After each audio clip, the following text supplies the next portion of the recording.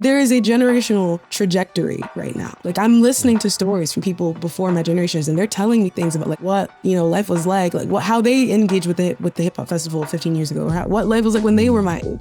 And there's a difference. Again, there's a graph, there's like a linear relationship between that. Yeah, I think that's, again, speaking to the importance of the hip hop festival, being in these spaces, seeing these performances, encouraging more people to come. I think it's really, it's social justice. It's a common good. It's important.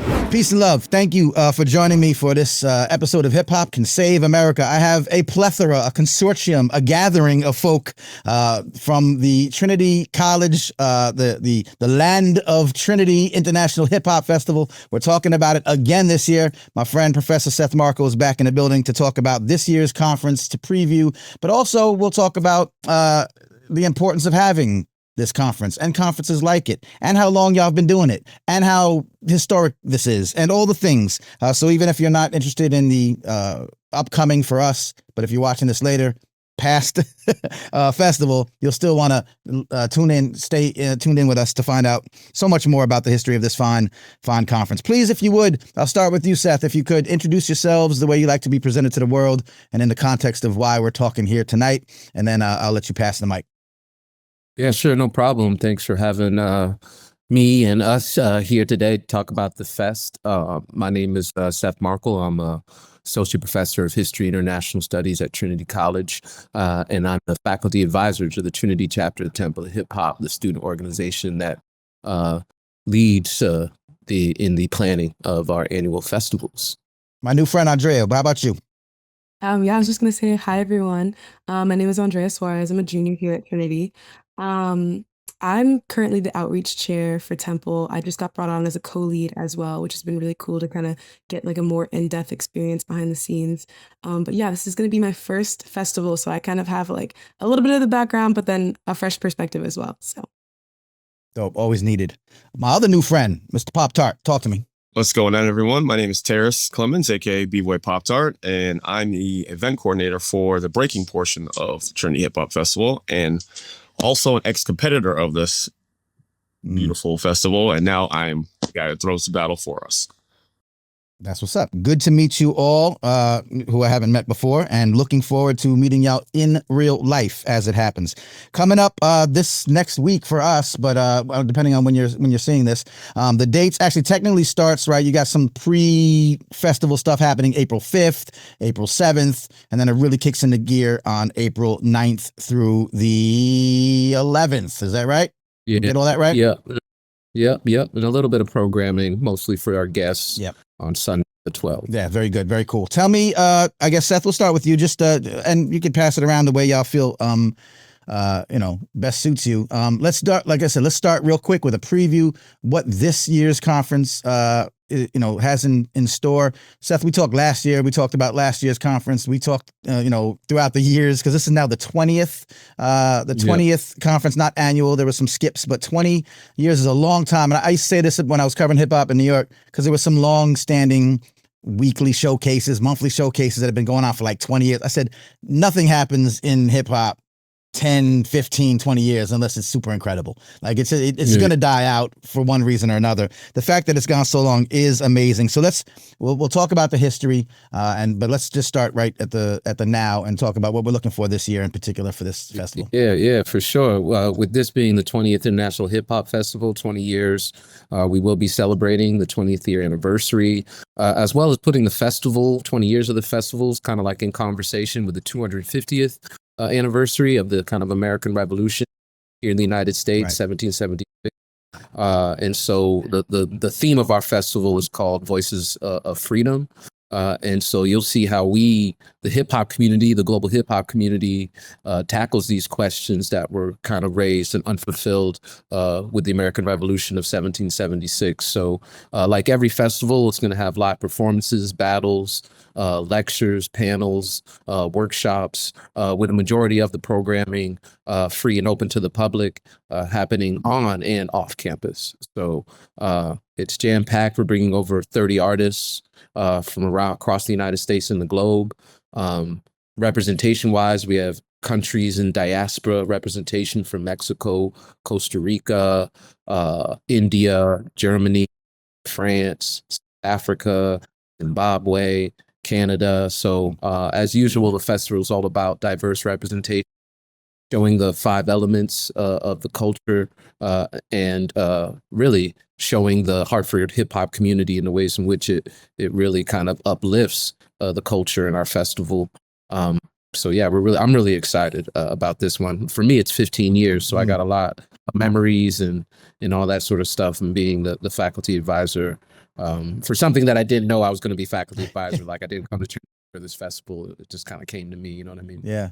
Yeah. Well, very serendipitous, because, you know, I think you enjoy it. Just, I'm guessing. Enjoy it very much, you know what I mean? And real quick, so I mentioned our headliners. You know, we do have co-headliners every year. This year, we're bringing B-Boy Tim Andreia, which I know Poptart can talk more about. But then also, like, the old school, the Odd Couple, DJ Rob Swift and Mr. Sinister from, you know, the Executioner, legendary DJ and Tablist crew. So they're going to be holding down our headlining events on Friday night and Saturday night. That's super dope. So many other highlights I can talk about, Manny. Honestly, I know. I'm looking at the list. Like, we could talk for an hour just about each segment. But also, let's tease them a little. They got to go to the website. They got to look at the thing. They got to register to come. Let's make them put in some work. But to that point, Poptart, tell me a little bit about the breaking aspect of the show. You know, what we can expect. You know, in that regard, and also just real quick, your thoughts of, as you said, being a past competitor, being involved in this festival in the past, I guess the importance of, or how much you might appreciate the fact that, because this doesn't happen even in other hip hop conferences, that there's such a focus on the 5, you know, the other elements, particularly breaking. Tell me what you think. Well, first, what we have in store for everyone this year again is, since I've been competitor in it, it's gone from being a 1-on-1 to a 2-on-2 battle to now I'm hosting a 3-on-3.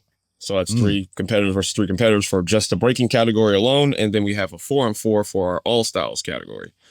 With that being said, where I'm inviting B-Boy Tim, who's a amazing international competitor. He's a Broadway dancer also, and also a producer for our world for breaking. So he makes a lot of cool music that us dancers can dance to and practice to. So I thought it'd be a great fit to have him in the building as just being a judge alone, but he's also the DJ. So that'll be an amazing aspect to add to our culture here.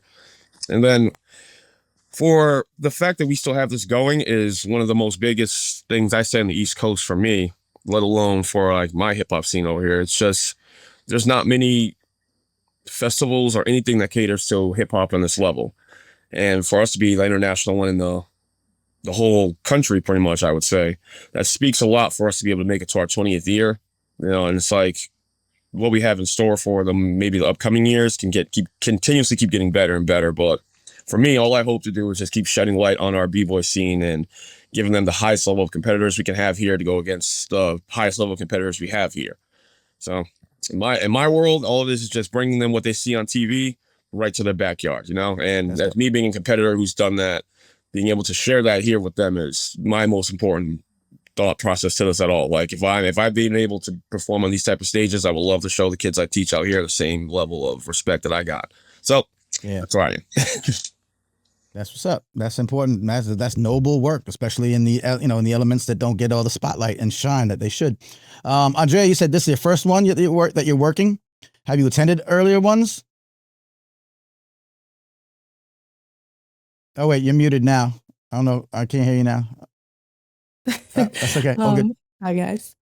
Yeah, I was saying, no, that's actually kind of part of why I wanted to be involved in the Temple eBoard specifically. Is I had been at Trinity College for 2 years as a sophomore, and kind of finally heard about the International Hip Hop Festival. And I was like, why have I never heard of this before? Why have I never attended this before? This is something that I would have loved. So I decided to kind of get involved in our outreach and trying to, again, like literally reach people like me who totally would have been interested in something like this, but maybe I just wasn't in the right spaces or didn't know the right people, and, try and, find new ways to market the festival. Very dope. What as someone in that dual role, as someone who's attending for the first time, but also helping like promote it, what excites you maybe specifically, something that you're looking forward to? I hear that the opening keynote might have a couple of really fascinating people. But other than that, what are you particularly maybe looking forward to, or just in general, like your excitement level that you're excited about, that you would tell a first time festival goer that you're as excited as they are to see? Yeah, of course. I mean, as with hip hop, I don't know. I feel like every element that you're engaging with it in is just like fun and it's just interesting. So even the promotion for this has been really enjoyable. I decided to start a newsletter. I just kind of thought, okay, maybe this is something a little bit more grounded that is happening weekly. So I'm at the point now where I'm running around weekly. I'm doing interviews with lots of faculty members. We had one faculty member who actually requested to stay anonymous so that they could talk about the crazy things that they were doing maybe back like 10, 15 years ago when they were younger and they were attending the fest. And then again, Okay. that transition. Well, I like that. Very, very Bridgerton. All right. But truly, it's cool. It's like it's a kind of like an ecosystem. And then, you become a faculty member now and you see how it develops. That's dope. So the promotion has been interesting, doing interviews, talking to people, hearing about how excited they are, how much love, like how much of a labor of love that it really is. Like none of the students on the e-board are paid, but especially like our president or, our lead co-lead, Alima Kelly, like she's just so incredible. Like I'm just watching her and she's been attending the festival since she was little. So it's just like, I'm like totally impressed by everybody. So yeah, just like Pop-Tart said, like engaging with hip hop at this level and so locally, I think like it's gonna be so exciting. I mean, I've never seen a rap battle in real life. I never really like I'm on YouTube, but like I never see people like really break dance like in front of my face. I've never seen that for real. Like I don't know. So yeah, yeah. It's listen, it's it's been some years, but like first time seeing like being like up front, like right in the cipher, distance away from a real battle is a core memory. Let's just say, so that's dope. Thank you for that perspective. Seth, what's changed in the 15 years that you've been putting this together? We have a lot of people that, in our circles that also do conferences or often do events. But having that kind of long arc perspective interests me. Like what's changed in the years that you've been doing this? What challenges have you had? And again, I know speaking collectively for all the team. Sure. Yeah. What challenges have you had? What's changed? What's gotten better? What's gotten worse? It's a retrospective of putting together this event for so many years. Right. So for the 15 years, I think what's changed and what gives each festival a distinctive feature or flavor is because it's constantly changing this template hip hop. So I'm talking about generations we're talking about Generation Z, talking about millennials, we're talking about all that. And so every year for me as someone who works closely with the student organizers, like their energy, their knowledge of hip hop, their all that stuff really defines the festival, right? Both from the start to the end to the finish. So that's something that's constantly changing. As far as the festival, I've been aging with it. So, and I feel like that's one thing about the festival is that, one highlight is that we're bringing back a lot of like alumni for this festival, both from organizing as well as from the performance perspective. And then I think the other thing that's changed is that we have had more institutional support from the college, although we're not there yet. So I don't want to give too much love to college, but I do want to give enough. Like 15 years ago, I mean, they weren't really thinking about us, while through AE and protest and show and improving, the college has really, kind of supported us with funding as well as promotion. Like they're really helping us with promotion. So I feel like that's a big shift is in the kind of acceptance of this festival from an institutional level and a recognition that this festival is an asset to the college. And so I just think that's been a continual 15-year struggle. And then I think, a big change is when we're bringing in people like Pop-Tart and other community partners to really assist the students. They're really our bridge to the community, not only the Hartford and Greater Connecticut community, but also our bridge to the hip hop community. I mean, they're the ones making a lot of recommendation on artists and helping out with and understanding sort of battles. I mean, we didn't know. If we don't know Pop-Tart, we don't really know like all the battles that are happening on the East Coast during this time, and him being like, hey man, there's about, you know what I mean? So you might want to schedule it here. Like these certain things are just critical to organizing, as well as like the list of international artists in the dance community that we could bring. You know what I mean? Like and sort of that sort of stuff. So with the community partners as well as with, I just think we've become more of a a cohesive unit of intergenerational organizers, from myself to the community partners to the students, because that's hard. And so for us to work, and we still got our hiccups and perspectives and views and in the way we work and the eccentricities, but it still is this amazing organizing team that I've seen grown and become more effective over time. Yeah, the two things that always, as I've talked to you before, I always love and you've done this more in recent years in the way that you've often gone off campus, like you're hosting things in different areas to make it more accessible for the community, right? That they don't have to. It gets it outside of the university bubble where you might not have even heard about it, if you're not on campus, but also you might not even attend it, or it just doesn't, feel like it's something that, like I say, bridge between that and the community, right? Or community doesn't feel welcome to come on the campus because of history of exclusion and policing and all that sort of stuff.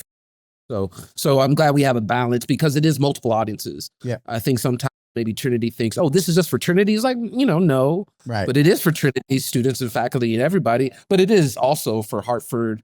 It is also for the Hartford hip hop community, and it's also for the global hip hop community. So you have us having to cater to all these audiences, and not just a privileged community of college audience, right? That's not Ivory Tower, And the other thing is you're now also exemplifying, now that it's gone this many years, you're developing, if I hear you right, you're developing sort of techniques for intergenerational, because we always hear the complaints, right? The young folk don't know their hip hop history, and then the old heads, I'm not listening to y'all, I'm not messing with y'all.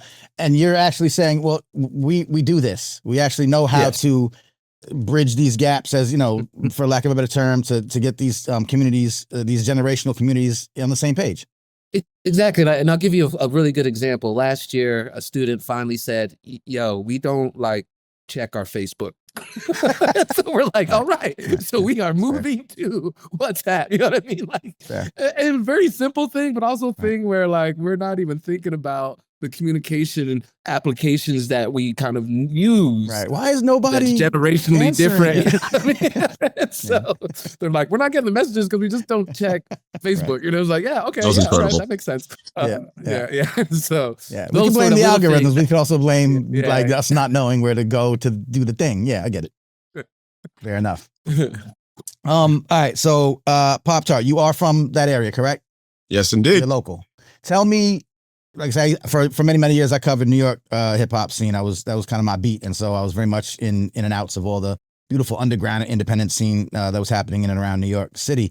Tell me about the Hartford scene, in the dance scene, but also just kind of the independent underground hip hop scene that either historically or that exists today, or just what's the vibe?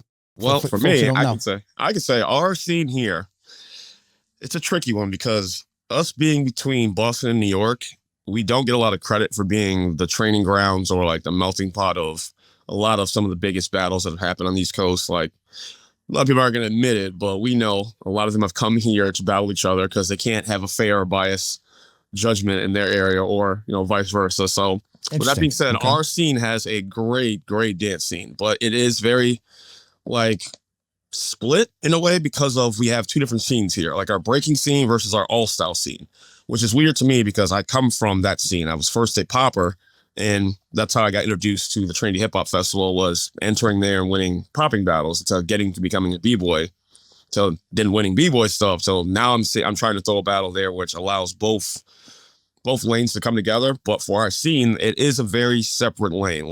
Hartford to New Haven alone is two different hemispheres for dance. It's insane that you think that, but it literally is. Right. So with that being said, we have a lot of historic value because all the people around us, New York, Boston, Rhode Island, down to Atlanta, even farther, they do have a lot of respect for our way of doing dance up here and staying true to the culture. At the same time, they do come out to support us if they can. So I look at it it's an untalked about cousin, something like that. It's we're here, they don't really talk about us, but they accept us. You know what I'm saying? We do a lot. They come here. So it's you do come to the family cookout. You just don't call me every now and then. You know what I'm saying? Got it. That's what's up. Oh, sorry. That's it for me. That's all. I mean, besides any other history, it's our history here is definitely comes down to there's some big name crews. For me, I know Problems Crew was one of the biggest teams here, still is. So another team called United Outcasts popped up, which is the new crew that I represent. But my crew from Hartford was called Zulu Brats. So we were like pretty much one of the first Zulu chapters, but I think we were the first Zulu chapter for breakers here in Connecticut. And through time, we've evolved to different things, and we joined up with a bigger team called United Outcasts, which gave us a monstrous team here on the East Coast, which is how we gained a lot of our respect for being, I can say we are the top team from Connecticut. So that's just undeniable. Our team runs here. And in the background, I just found out, which is kind of weird for me, that my crew just celebrated our 20th anniversary, which was last week, which we're going into the hip hop scene now. I mean, our festival now, and we're celebrating our 20th, which made me look at how many times I've won at Trinity before now throwing it. So my teammates have won. It's like, this to me is like a staple in our community. And if it doesn't happen, there won't be anything else like this here. So we want to keep it going as much as we can. Got you. That's what's up. Thank you for that rundown. I've always found, because the times I've come up to Trinity, I've come up, I think maybe twice. And there's always local acts. There's always local heads. And like I said, I like that connection with the community, or at least local to the regional, you know what I mean? And it's always vibes. It's always a good time. And it's definitely folks that care about the craft and care about the culture. And that's evident that, sometimes, even in the big cities, you get caught up in the luster, you caught up in the shiny objects, and you forget a little bit about the culture. And I find that even in the smaller regional places, it's a little bit more true to the true school. You know what I mean? Yes, indeed. Can I say one thing about that too? Yeah, just please. from like research standpoint, the festival for me has given me so much opportunity for research. And one of the things that, we've been uncovering is just such a close tie to the Hartford and Connecticut hip hop scene, such a close tie to the first decade of the 70s because of just geographical proximity. Yeah. Also, there was a Ghetto Brothers chapter here in Hartford. And it was like salsa battling going here in Hartford going back to the 70s. And then Hartford in the 80s became the only site for like a statewide battle competition. So it does have the Peace Fest. Rich for going back to the origins. So what Poptart is bringing is really like a lot of knowledge for like what's happening like late 90s to the present, really, you know what I mean? Especially with that Zulu Brats chapter that emerged. So just a lot of rich information that we're trying to uncover about kind of Connecticut being sandwiched in and kind of forgotten. Yeah, for sure. Huge role in the scene in a lot of ways. Yeah. I talked to my guy Silent Night, Silent Night, who based around New Brunswick area, New Brunswick, New Jersey, Rutgers down there. And it's the same kind of thing being between Philly and New York, right? So it's like that kind of in between ground, but you get like really the blending of folks and stopping off, or things happening out there that you don't hear about, but they're as big and impressive and historical as sort of any of the things that kind of make it to the lore, right? To the zeitgeist. Yeah. So it's dope to hear stories about these not insignificant places, even though we're big city biased sometimes. Andreia, I wanted to ask you, Poptart was telling a little bit of like sort of his background, and you're not a performer, I don't believe, right? You don't do anything in the artistic creative side, but what is your sort of your hip hop history or your attachment to the culture? When did you start kind of what's your introduction to it, and how do you look at the music and the culture from a personal standpoint? Yeah, I mean, so like I said, my dad is from kind of like the inner city of Boston, and then my mom is kind of more from the suburbs. So kind of, I think I've always grown up with like that dual understanding of culture.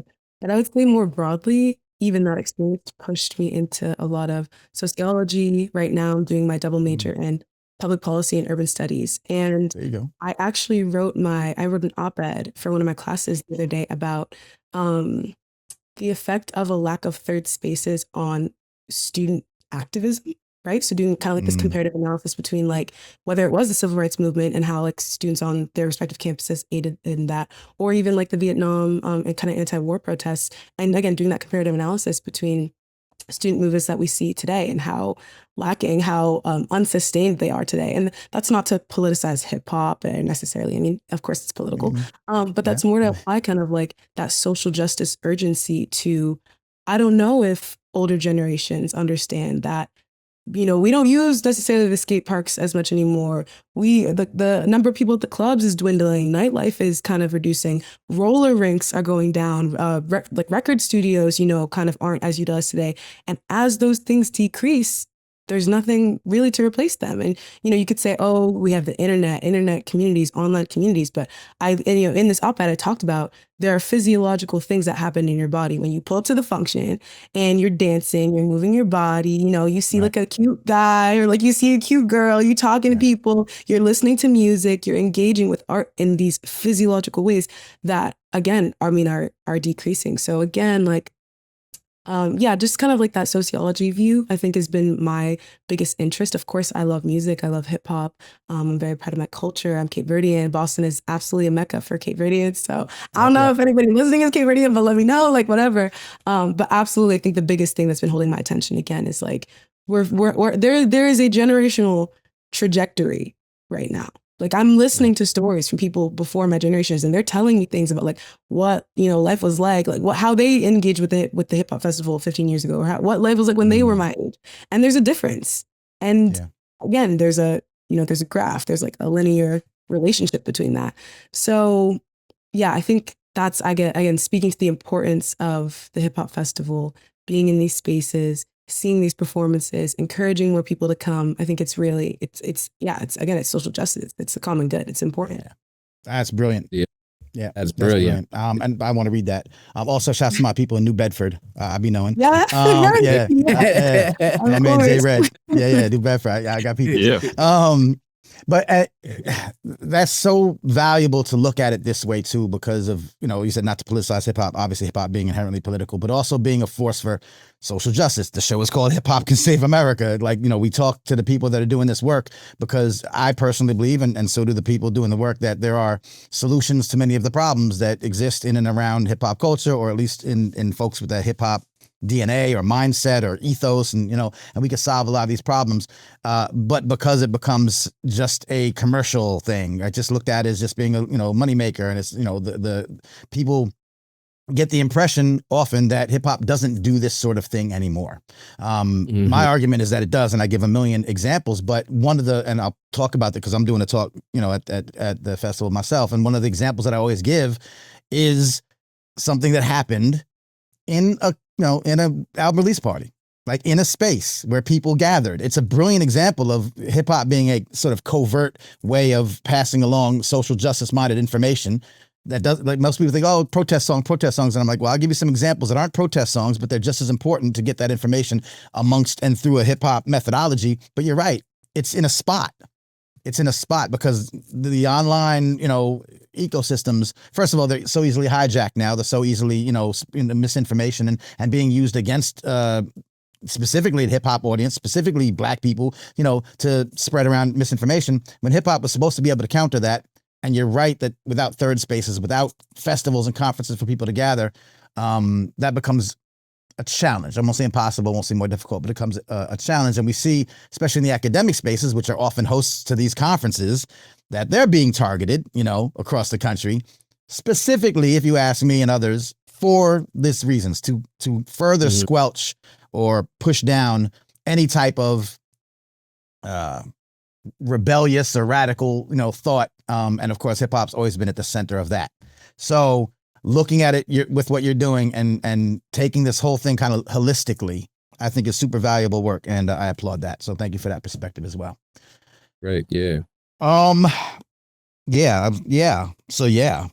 And that just leads me into, as we get back to, hyping people up for the festival in particular, it just gets back to the idea of why these festivals, this one in particular, is so important. And also that international aspect. That's something that not everyone focuses on. Y'all have always had that at the core.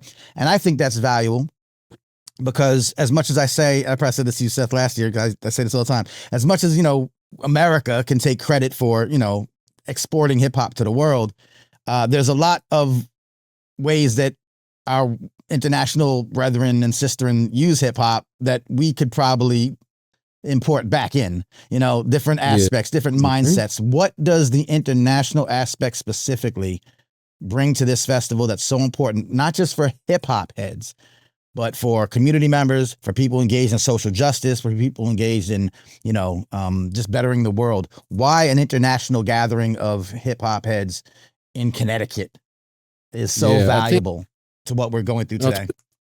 It's a really great question. But I think one of the things is because a lot of these artists and people that we bring to the festival internationally and even nationally are practitioners that are multifaceted because they're kind of like living hip hop in a way that it's not just about being like an artist. So in order for so we bring people who can lecture, can teach, or they don't see a discrepancy between being a hip hop artist and being an activist or educator, right? Because of their lived experience in places where they're dealing with issues of like poverty, police surveillance, police brutality, dictatorship, censorship. Like they're coming from a lot of places that, I think we take for granted here in America. Yes, America has poverty. Yes, but we also have this mentality shaped by consumer culture and capitalism, where oftentimes we bring artists who are like challenging that. But that allows us to do a conference that's just beyond academic, right? Because the people that we bring are panelists and then they're also performers. They're like, I can talk about this, that, and the third, but then also see me, battle this dude later on, right? Like, so it's like that's what I think it kind of challenges that stereotype and why the festival needs to happen. To specifically, like, we all know about. I was really shocked, right, being immersed in this festival for 15 years, and I was shocked by the conversation happening online about the Olympic breaking, thing, right? Where we can go many directions with that, but the big direction for me was people being like, I can't believe the U.S. didn't win. I'm like, yo, man, like, I can, if you know what's happening with the globalization of breaking, like, it was not like the U.S. did not have it in the bag. You know what I mean? Like, just because we founded the stuff. You know what I mean? Like, so it's like, I feel people really need to know that the culture is being really, propped up, particularly outside of like rap music, really propped up by graffiti writers. The graffiti writer we're bringing from Germany is like amazing. Pokar from Berlin, Hamburg is like a critical site for graffiti writing, more than the United States. I just think a lot of people don't know that these people are propping up these elements in the culture in ways that I think we're taking granted for when we think about hip hop as maybe just like a tool for making money and surviving. They look at it in a completely different kind of spectrum or lens that we show. And so that way you're not surprised when you see somebody rapping in Kiswahili or a break dancer from the Czech Republic with a bandana. You know what I mean? Like that seems to like really bother people. And it was like, you know what I mean? So it's a knowledge thing, and it's also like, hey, look at the international is really like holding it down, Yeah. I mean, I just attended the European Hip Hop Studies Network conference in Groningen in the Netherlands, and an assortment of, and there seem to be more, and we want more here, but there seem to be more of those practitioner academic types, right? They're, obviously they just kind of come up in the game and then they're led to teach it. Where I think sometimes here we have a lot of folks that can teach it that aren't necessarily did the thing, and we're obviously advocating for more of that.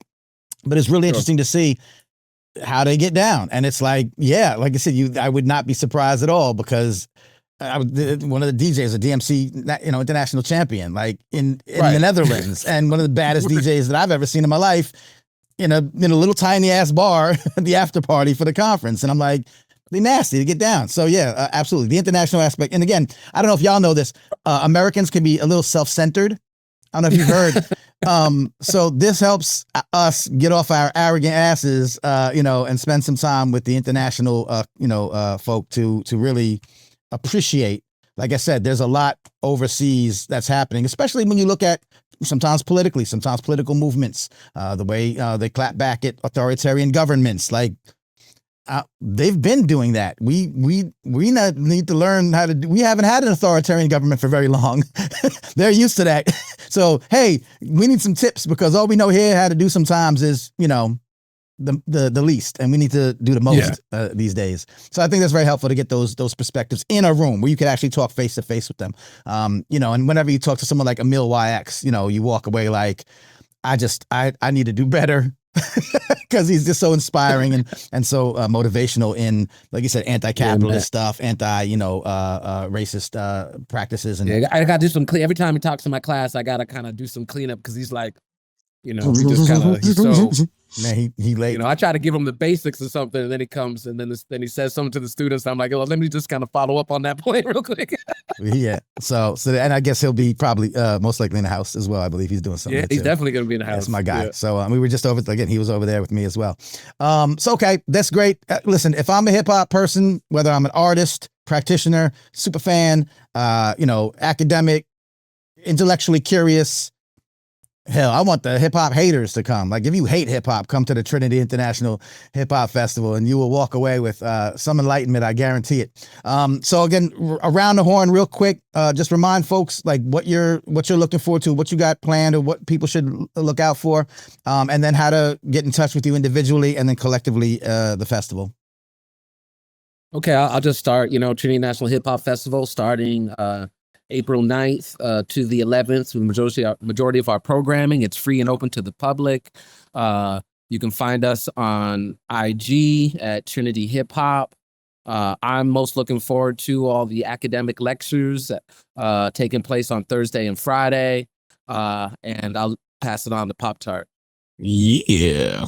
To reach me, my Instagram is 860Poptart, or straight through the Temple of Hip Hop chapter. And I'm looking forward to pretty much this whole weekend because we've been waiting for a while to get this going. So I can't wait to see how this weekend's going to take shape for us, Yep. That's what's up. Andreia? All right, guys. Yeah, my name is Andreia Soares. I'm a student at Trinity.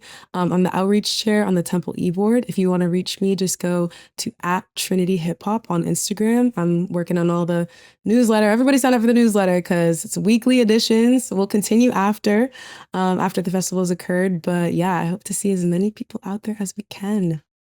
I do appreciate the newsletter. It's good to, because it makes it easy for folks like me to then just amplify, remind people, tell people, point to your direction. So thank you for doing that. That's been a nice improvement. Kudos to y'all for that.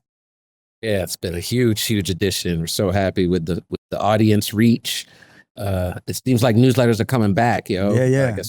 Well, you find me on Substack. I'm out there spreading the good gospel. MannyFaces.substack.com. I'm looking forward to everything, of course, particularly the keynote lecture. I hear it's going to be amazing. Yeah, no, man. Can we give it a little plug? Can we give it a little Yeah, plug? Sure, of course. I'll talk about, because it is, the keynote lecture is no, absolutely not. Honored and privileged to be a part of. Kicks off everything. It sets the stage and the vibe, and we have a really special one in the sense that because this is the 20th, we have our very own, Manny Faces, having a sit-down conversation with the legendary pioneering hip-hop photographer Ricky Flores, one of the first kind of generation of hip-hop photographers covering the South Bronx. And so he just came out with a kind of collection of his work, celebrating all the kind of contributions he made in the 70s and 80s and 90s, really up to the present. And so you're going to be having this conversation as to Puerto Rican brothers from New York, right? Yeah. Puerto Rican brothers from New York City. I'm from New York. I'm not Puerto Rican. So it's like, I'm not Puerto Rican, but I'm speaking so that you know. Yeah, sorry, but I'm just saying. That's the special ed. You can cut that part out. It's all good. Brothers from New York It's all good. People assume. Brothers from New York City, Definitely New York. I don't know what you're doing. I left it open for you. So, you're running that conversation with him for a bunch of students, mostly, who are going to be in attendance, as well as faculty, as well as folks from the community. But that's really going to kick off our program in the library, 12 o'clock Thursday. And then you follow that up again by just talking to some sociology students about kind of hip hop and mass media the following day on Friday, working with a few professors in that department. And one of those professors is actually teaching about hip hop. So he's really excited about you coming in.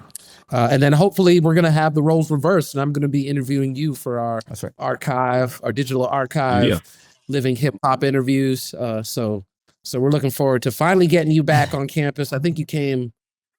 I can't even. I don't know. Before COVID. So when you say before COVID, definitely pre-COVID, gives you perspective. Yeah. You know what I mean? Well, I was an early supporter, but I'll tell you this, and the two things very personal to me. First of all, thank you for those plugs. I look forward to that. I'm honored and privileged. It's been a long time coming to come back, but I'm very honored and very excited. Just excited to be at this one, particularly. And two things real quick before we go, just personally, as you know, when I started coming out of my own shell, and I'm a journalist, I'm an independent scholar. I didn't come through the academic, traditional academic path. But when I started, after doing the magazine and being out there, I started coming out and said, I've got some things to say, and I'd like some places to say them, please. And Trinity was actually the first place that, when I sent a proposal to speak, y'all gave me a slot. And it's now gone on to, I've talked across the world. I've talked at places like Harvard. I've talked at, all the hip hop festivals, but it started there, and y'all were the first ones to give me a shot. And so I've always been very, appreciative of that, special place in my heart. And secondly, I'm the son of a sociologist. And so sociology is a very, meaningful study. It's a little bit of what I do as an independent scholar. I follow my dad, his spirit, sort of as a muse. I do like to look at the sociological and anthropological aspects of hip hop. And being a journalist, I do find a way to kind of meld those worlds. So it's going to be very meaningful again, very much meaningful for me to be there this year. So thank you, Seth, and everybody involved for, honoring me with some space and some time to, share, be in community with y'all. I look forward to it. Yeah, thank you for having us, bro. All right, so that's it, y'all. So again, listeners, watchers, be there. You can go to the website. What's the best website? Trinity. Yeah, I would like to say social media, IG at Trinity Hip Hop. Yep. And then from there you can follow up, get the whole schedules online. Like you said, mostly everything is free. Just get up there and come up to the area. The battles, the DJing, all the elements will be represented lovely. The talk, the intellectual talk, and I'm sure there will be a little bit of ass shaking, because why not? We gotta get that in too. So let's do all the things up at Trinity College this coming week. I look forward to seeing y'all there. And anything y'all are ever doing, whether it's the yearly festival or anything you might be doing programming wise during the year, feel free to reach out to me. I'll always spread and amplify. Word up. Thank you very much. All right, my friends. I will see you soon. Peace. All right, peace. Manny Faces. You sick for this one.